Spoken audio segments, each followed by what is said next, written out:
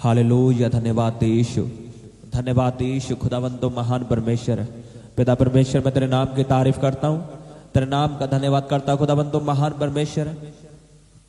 तो सामर्थ्य परमेश्वर है खुदावंद, तो सामर्थ्य काम करने वाला परमेश्वर है खुदावंद।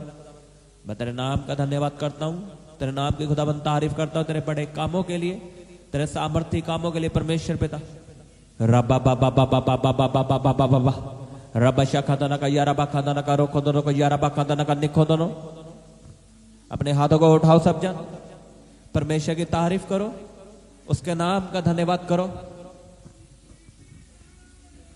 रबा बाबा बाबा बाबा बाबा बाबा रे बेसे के देने के यारा बाखादाना का रोको दोनों को। धन्यवाद यीशु। हालेलुया हालेलुया हालेलुया। पिता परमेश्वर तो महान परमेश्वर है, तो सामर्थ्य परमेश्वर है खुदावंद। मैं तेरे नाम का धन्यवाद करता हूं, तेरे नाम की तारीफ करता हूं खुदावंद। तो महिमा के योग्य परमेश्वर है। मैं हर सिचुएशन में तेरा धन्यवाद करूंगा, तेरे नाम को ऊंचा उठाऊंगा परमेश्वर, क्योंकि तू सर्वशक्तिमान परमेश्वर है, तू महान परमेश्वर है। धन्यवाद यीशु, धन्यवाद यीशु। सब जन उसके नाम की तारीफ करो, उसके नाम का धन्यवाद करो। वो महान परमेश्वर है, वो भला परमेश्वर है। हालेलुया हालेलुया हालेलुया। रबा बाबा बाबा बाबा बाबा बाबा बाबा बाबा बाबा रबा शाखादाना का यारा बाखादाना का रोको दोनों को यारा बाखादाना का निखो दोनों को यारा बाखादाना का रबा शाखादाना का। धन्यवाद यीशु, धन्यवाद यीशु। हालेलुया हालेलुया हालेलुया हालेलुया। जोर से बोलो हालेलुया, ऊंची आवाज बोलो हालेलुया। थैंक यू जीसस, आज के दिन के लिए, इस सुंदर दिन के लिए। बोलो आज मेरी आशीष का दिन है, आज मेरी गवाही का दिन है, आज मेरी चंगियाई का दिन है।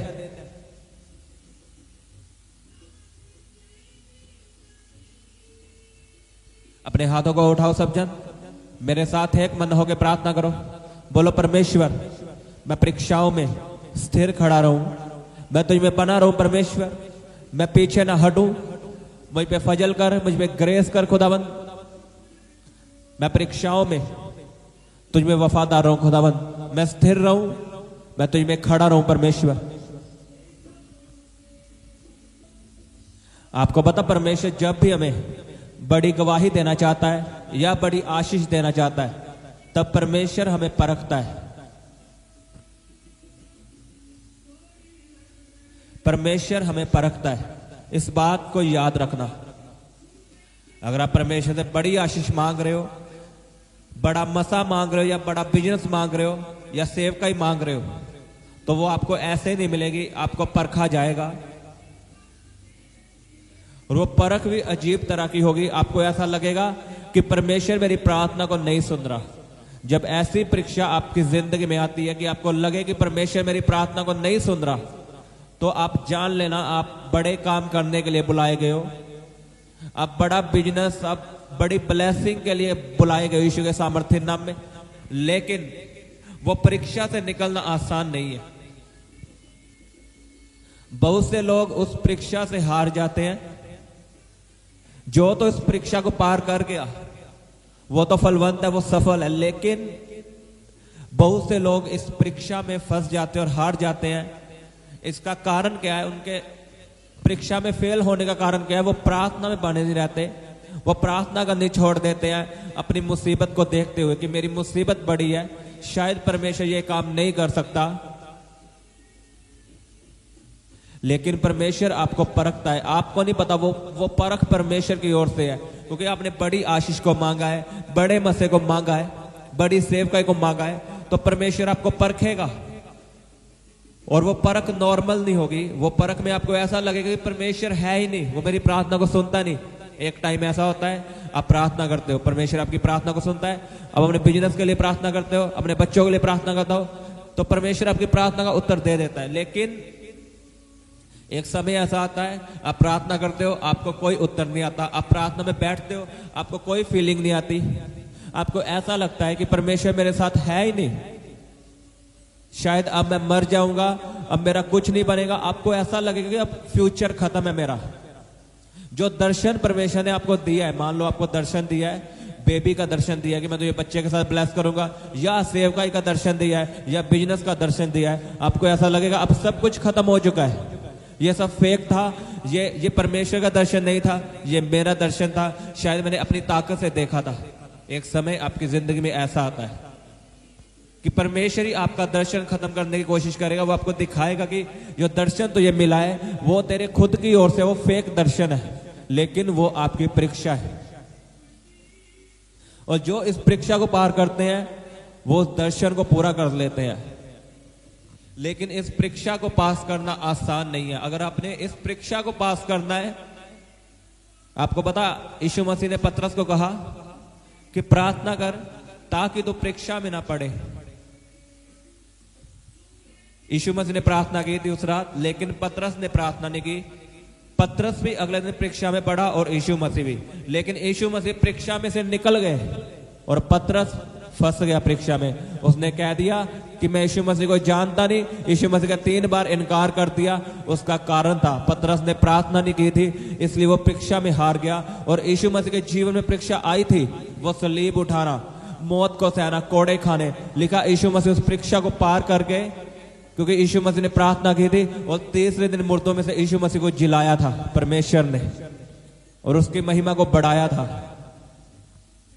कौन फंसा? जिसने प्रार्थना नहीं की। परीक्षा से निकलना आसान नहीं है।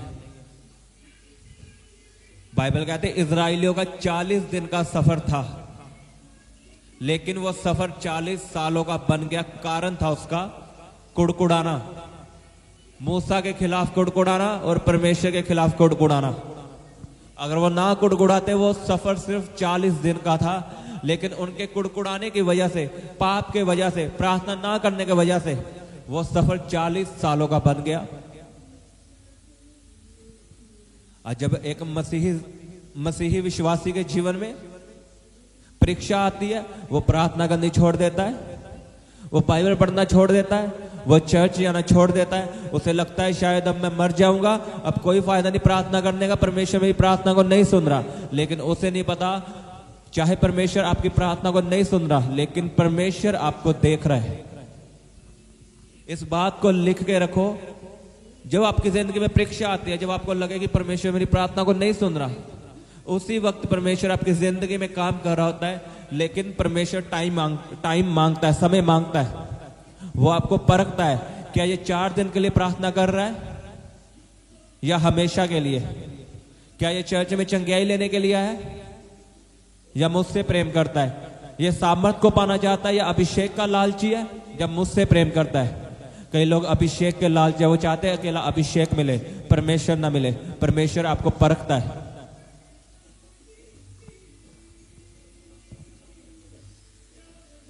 लिखा धरती पे कोई भी बात ऐसी ना होगी जो परमेश्वर की मर्जी के बिना होगी।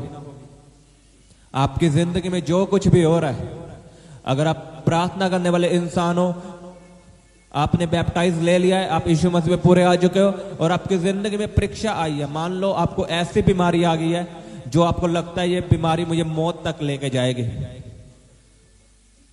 अगर आप वचनों पे खड़े रहे, उसका वचन का अंगीकार करना ना छोड़ा कि उसके कोड़े खाने से मैं चंगा हो गया हूं, चंगा हो चुका हूं, और उसमें बढ़ोगे तो वो बीमारी जाने वाली है, आपकी रिपोर्ट नॉर्मल आने वाली है। लेकिन इसमें स्थिर रहना, खड़े रहना आसान नहीं है। अगर आप खड़े रहोगे तो जैसे परमेश्वर ने समुद्र को 2 भाग किया था, आपकी जिंदगी में वो परीक्षा, आपकी कैंसर हो सकता है, आपकी रसोली हो सकती है, कुछ भी हो सकता है, उसे 2 भाग करेगा परमेश्वर। जैसे परमेश्वर ने इजराइलियों को कहा कि चुपचाप खड़े रहो, क्योंकि इजराइली कुड़कुड़ाते थे कि मूसा तू हमें कहां ले आया, पीछे फिरौन की सेना है, आगे लाल समुद्र है, अब हम मरेंगे, हम वही अच्छे थे। लेकिन परमेश्वर को गुस्सा आया। परमेश्वर ने मूसा को कहा कि इनको बोल कि चुपचाप खड़े रहो और मेरी निजात के काम देखो। अगर आप कुड़कुड़ाओगे तो आपकी आशीष लेट होगी। अगर आप प्रार्थना में बढ़ोगे तो जो परीक्षा आपकी 2 साल की है वो 1 साल में खत्म होगी, जो परीक्षा आपके 6 महीनों की वो 3 महीनों में खत्म होगी, अगर आप प्रार्थना में बढ़ जाओगे। क्योंकि जो परमेश्वर चाहता है आप उसे पूरा कर दो। परमेश्वर हमें परीक्षा देता क्यों है? जब भी हम परमेश्वर से बड़ी आशीष को मांगते हैं, परमेश्वर में परखता है कि ये लालची तो नहीं है, ये कहीं कहीं अकेली आशीष को तो नहीं चाहता, क्या ये आशीष लेने के बाद प्रार्थना करनी तो नहीं छोड़ देगा। आप परमेश्वर को प्रूफ दे दो कि मैं तुझसे प्रेम करता हूं, मैं प्रार्थना करनी नहीं छोड़ूंगा, तो वो परीक्षा जल्दी खत्म होगी। और आपकी परीक्षा खत्म होने का समय आ चुका है यीशु के सामर्थ्य नाम में। अगर आप अड़े और खड़े रहे हो, आपकी जिंदगी में बीमारी आई, आपने कोई परवाह नहीं की, आप पीछे नहीं गए, आप बाबाओं के पास नहीं गए, आपने यीशु मसीह के वचनों पे भरोसा किया है, तो आपका टाइम आ चुका है परीक्षाओं को खत्म होने का यीशु के सामर्थ्य नाम में। आपकी परीक्षाओं का खत्म होने का समय आ चुका है। अगर आपका आमीन बड़ा है, मैं आपसे बात कर रहा हूं, आमीन। लिखा जब परमेश्वर रोटी तोड़ता है तो वो रोटी बांटने के लिए तोड़ता है। जब परमेश्वर आपको तोड़े तो समझ लेना परमेश्वर आपको बांटना चाहता है, वो आपसे काम लेना चाहता है, वो आपको बढ़ाना चाहता है। इसलिए मैं आपको बोलता हूं बाइबल पढ़ना जरूरी है। अगर आपको वचनों का नहीं पता तो शैतान आपको घूसे मारेगा, क्योंकि आपको वचनों का नहीं पता। वो हमें परखता है, परमेश्वर हमें परखता है, आपको ये पता होना चाहिए। जब यीशु मसीह ने 40 रोजे रखे, लिखा पवित्र आत्मा उसे जंगल में ले गया। कौन लेके गया था? पवित्र आत्मा, ना कि शैतान। परख शैतान के द्वारा होती है, लेकिन लेके हमें पवित्र आत्मा जाता है। लिखा यीशु मसीह को पवित्र आत्मा जंगल में ले गया ताकि उसकी परीक्षा हो। शैतान ने बोला तू अगर परमेश्वर का पुत्र है, परमेश्वर का बेटा, तो इन पत्थरों को बोल रोटियां बन जाए। परीक्षा में शैतान आपके मन में शक डालेगा। यीशु मसीह परमेश्वर का बेटा था, हाँ या ना? लेकिन शैतान ने क्या कहा? अगर तू परमेश्वर का बेटा है तो इन पत्थरों से बोल रोटियां बन जाए। शैतान आपके मन में शक डालेगा कि जो परमेश्वर ने तो ये दर्शन दिखाया ये फेक है, परमेश्वर झूठा है। वो ऐसा करता है, शैतान करता है, आपके मन में डालता है कि प्रार्थना करने से कुछ नहीं होगा, अपनी मुसीबतों को देख। लेकिन मैं आपको बता दूं शैतान झूठा है। जब शैतान यीशु मसीह को कहा कि इन पत्थरों को बोल रोटियां बन जाए, तो यीशु मसीह ने वचन से जवाब दिया। यीशु मसीह ने बहस नहीं की शैतान के साथ। लिखा यीशु मसीह ने शैतान को कहा कि मनुष्य अकेला रोटी से नहीं, केवल परमेश्वर के मुंह से निकलने वाले वचन से जीवित रह सकता है। अगर आपको वचन का नहीं पता तो शैतान आपको घूसे मारेगा, आपको तंग करेगा। अगर आप वचन पढ़ने वाले इंसान हो तो आपको पता होगा ये मेरी परीक्षा का समय है। शैतान मेरा दर्शन खत्म करने की कोशिश करेगा, वो मुझे भरमाएगा कि ये दर्शन मुझे मिला है वो फेक है। जो परमेश्वर के दास ने मेरे जीवन में बोला है वो झूठ बोला है। शैतान आपको ऐसा ऐसा आपके मन में डालता है। लेकिन अगर आपको वचन का पता होगा, आप खड़े रहोगे। आपको पता होगा कि यीशु मसीह की परख हुई थी। यीशु मसीह को बोला गया था, शैतान ने बोला था कि अपने आप को नीचे गिरा दे, मैं सारा राज्य तुझे दे दूंगा। और यीशु मसीह ने क्या कहा कि प्रभु अपने परमेश्वर की परीक्षा मत कर। जब शैतान आपको तंग करे तो वचनों को याद करना कि मेरी आशीष का समय आ चुका है, परमेश्वर ने मुझे दर्शन दिया है, ये परख है, ये परख है। अगर आप सोना बनना चाहते हो तो लिखा सोना आग में, आग की भट्टी में डाला जाता है। जब तक वो आग की भट्टी में न डलेगा वो सोना कभी नहीं बनेगा।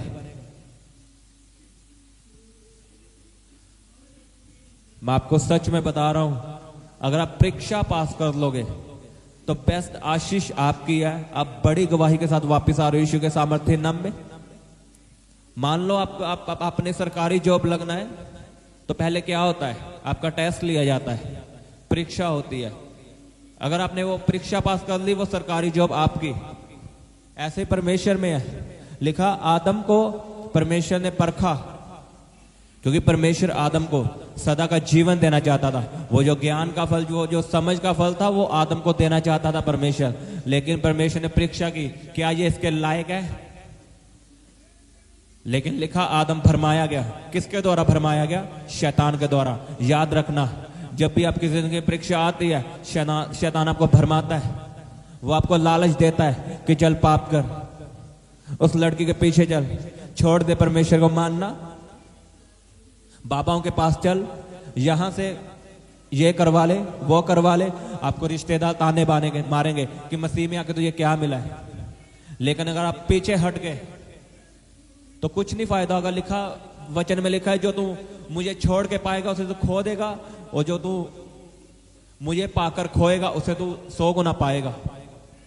अब फैसला आपका है, आपने परीक्षा के समय में क्या करना है।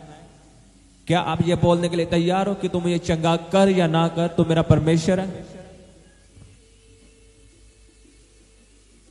अगर आप ये बोलने के लिए तैयार हो तो बेस्ट आशीष आपको मिलने वाली है। जब आप परीक्षा से बाहर आओगे आप कहोगे वाओ, आप यही कहोगे कि शुक्र है परमेश्वर तेरा कि मैंने परीक्षा में हार नहीं मानी, क्योंकि जो आशीष आपको परीक्षा के बाद मिलती है वो सदा के लिए होती है। मैं आपको सच में बता रहा हूं, आप लिख लो इस बात को, जब आप परीक्षा से निकल के आशीष को हासिल करोगे तो आप परमेश्वर का दिन रात धन्यवाद करोगे। फिर अप डाउन लाइफ नहीं चलेगी, फिर सीधी लाइफ चलेगी और आप आगे बढ़ोगे। लेकिन उस परीक्षा को पास करना यह मुश्किल है। इसमें फैसले लेने पड़ते हैं, रिश्तेदारों को छोड़ना पड़ता है, घर वाले आपके खिलाफ हो जाते हैं। घर वाले आपको यही बोलेंगे चर्च जाना छोड़ दे, क्या मिला तुझे चर्च जाने से। आपके दोस्त भी यही बोलेंगे। तब आप चारों तरफ से घिरे हुए होंगे। फिर आपकी ओरिजिनल परख होती है, ओरिजिनल बोलते वो परख होती है आपकी, कि आप क्या फैसला लेते हो। तब आप पाप करते हो या तब भी बाइबल को उठाते हो और पढ़ते हो, प्रार्थना करते हो। आमीन। खुदावंद आपको मसा दे, आपको अभिषेक दे परीक्षाओं को पास करने का। लिखा अय्यूब के जीवन में परीक्षा आई, उसके सभी बेटे मर गए, बिजनेस चला गया और खुद को बीमारियां लग गई। और उसकी पत्नी क्या बोल दिया, अब तो परमेश्वर को मानना छोड़ दे, उसने तुझे क्या दिया, तेरे बेटों को छीन लिया, वो मर गए, बिजनेस तेरा खत्म हो चुका है, बीमारियां तुझे लग चुकी, तुम मरने वाला है। और अय्यूब ने क्या कहा कि जिस परमेश्वर ने मुझे दिया है उसी ने लिया है, जो हमें सुख देता है अपने हाथों से, क्या हम उसके हाथों से दुख नहीं ले सकते। जब भी परीक्षा आए तो अय्यूब को याद करना, क्योंकि आपकी परीक्षा अय्यूब की तरह, अय्यूब की जितनी नहीं होगी कभी भी, उसकी ज्यादा परीक्षा थी। जब भी परीक्षा आए अय्यूब की किताब पढ़ना, खुदावंद आपको तसल्ली देगा। लिखा मैं कोई भी परीक्षा ऐसी नहीं देता जो आपके सहने से बाहर है। जो परमेश्वर आपकी जिंदगी में परीक्षाओं को भेजता है वो डिवाइन हेल्पर भी भेजता है, वो आपके मददगार भी भेजता है।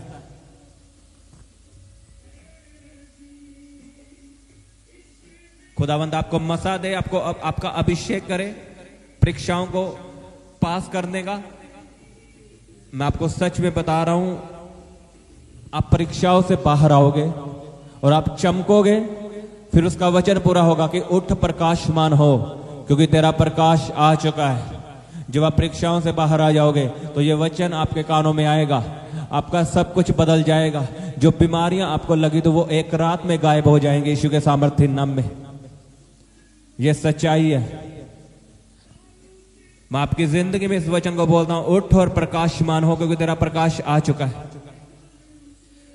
तेरा प्रकाश आ चुका है। उठो और प्रकाशमान हो जाओ, क्योंकि तेरा प्रकाश आ चुका है।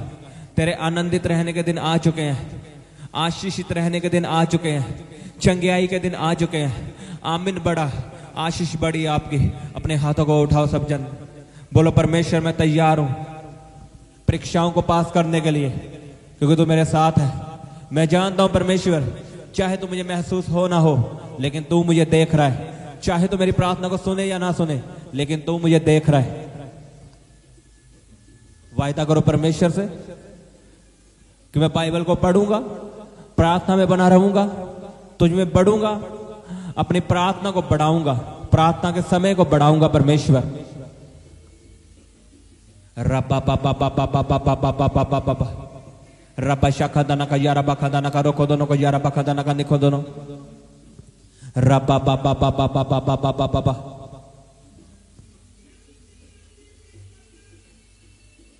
बीमार अपनी बीमारी वाली जगह पे हाथ रखें। मैं आपके लिए प्रार्थना करता हूं, यीशु के नाम में हर बीमारी खत्म हो, हर परीक्षा खत्म हो यीशु के सामर्थ्य नाम में। In the mighty name of Jesus be healed. आपकी बॉडी में चंगियाई आए, हर दर्द गायब हो यीशु के सामर्थ्य नाम में। हर रिपोर्ट नॉर्मल हो जाए प्रभु यीशु के सामर्थ्य नाम में।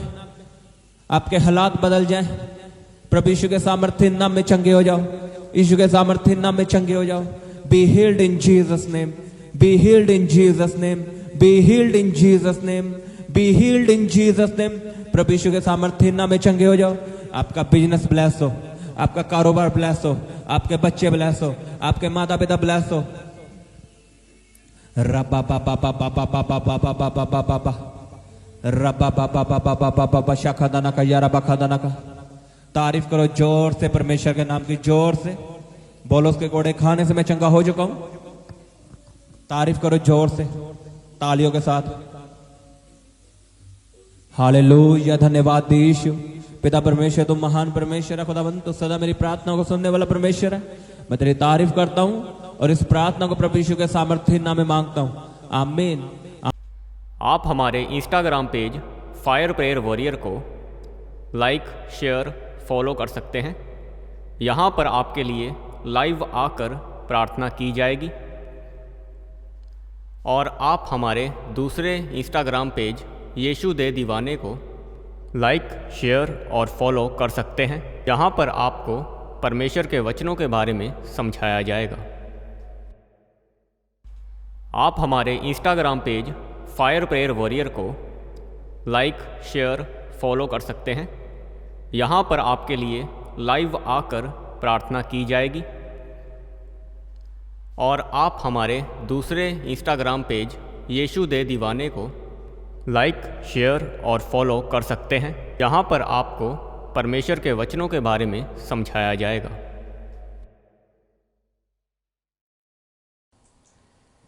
आप अपने दान, दशवांश और भेंट हमें इस अकाउंट नंबर पर भेज सकते हैं, या आप अपने पेटीएम या फ़ोन पे के द्वारा हमारे QR कोड को स्कैन करके अपनी ऑफरिंग भेज सकते हैं।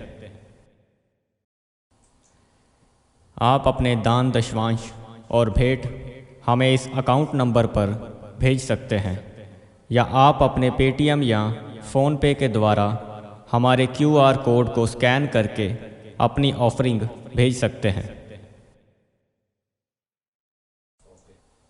आप अपनी प्रेयर रिक्वेस्ट इस व्हाट्सएप नंबर पर हमें भेज सकते हैं। आप हमें फ़ोटो, नाम और अपनी प्रॉब्लम लिखकर इस व्हाट्सएप नंबर पर हमें भेज सकते हैं। हम आपके लिए निरंतर प्रार्थना में रहते हैं। आप हमारे साथ सुबह 4 बजे और शाम 5 बजे प्रार्थना में जुड़ सकते हैं। आप हमारे पेज यीशु दे दीवाने को फेसबुक और इंस्टाग्राम पर फॉलो कर सकते हैं।